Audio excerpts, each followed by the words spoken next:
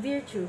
A basic condition for the caritative ethics is the ability to embrace the disposition and the attitude of love and the spontaneous mercy and obligation. Meaning, ito yung mga inner moral qualities like compassion, integrity, and patience that shapes ethical caring. For example, yung nurse, nagpapakita siya ng patience and calmness while listening sa mga rants and fears ng pasyente, kahit na busy siya. That reflects compassion as a guiding virtue.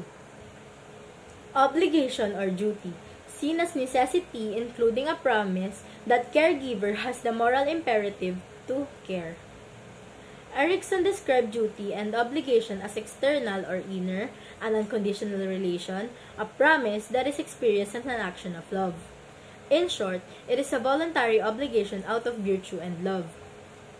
For example, a caregiver consistently attending to a bedridden patient every morning, even without being reminded, because they promise to be there and feel deep responsibility to provide comfort.